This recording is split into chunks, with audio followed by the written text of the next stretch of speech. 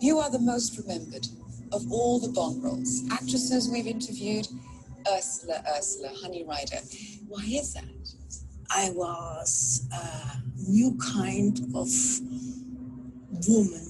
You know, I represented a new type of woman, because before you had the Monroe, you know, the voluptuous roundness, and then I come as an athletic woman, sportive, strong, determined. Probably that made an impression and gave a success to my character. I promise I won't steal your shells. I promise you won't either. So what is the concept for Bond girl?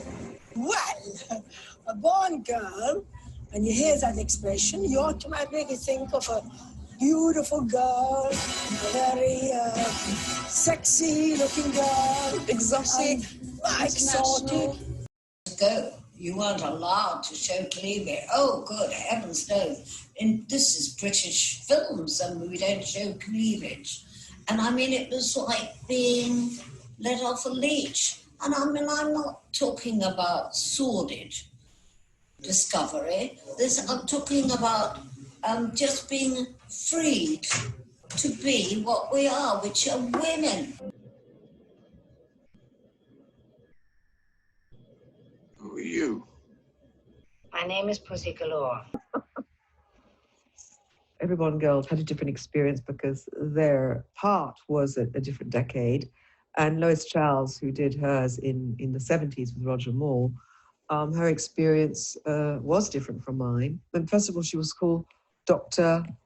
Holly Goodhead. I'm looking for Dr. Goodhead. You just found her. She was a bit nervous about that with her family. And she said that it was not easy to play that part in this film and then after get parts. I wondered when you might arrive.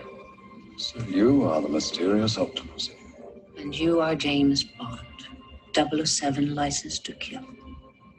It's comfortable with that image. A lot of women on screen through the ages have been very uncomfortable having to be semi or naked, me included. But I obviously portrayed Mary Goodnight in such a way that just wearing a bikini all the time didn't bother her. In the 90s is when, you know, women started getting their power. What I love most about Bond women, and especially Bond women of today, is not only are they beautiful and sexy, but they're also have evolved into very intelligent, articulate, and very well-equipped adversaries for Bond. You know, they're no longer sort of the window dressing, and as women have empowered themselves, the movies have changed with them. Always thinking ahead of how can we modernize Bond, and they thought that M should be a woman. In 1995, she took over the role of James Bond's boss in GoldenEye. So they were very excited, and I was, but I was very aware of the responsibility of taking it on after a man. It had never even come into my kind of consciousness that it might ever be a woman. You don't like me, Bond.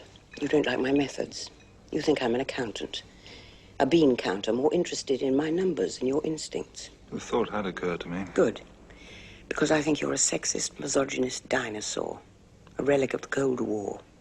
Whose boyish charms, though wasted on me, obviously appeal to that young woman I sent out to evaluate you.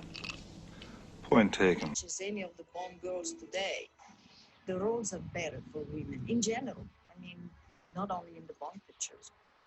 I think it's wonderful to watch them intellectually go toe-to-toe, and as they've evolved, those are the kinds of women they've become, and they're sexy, at the same time they're smart, they are very combative, they can fight, they're assassins, you know, they're all different kinds of women. The whole idea to me is that these are such incredible women that it's almost a role model for a future woman.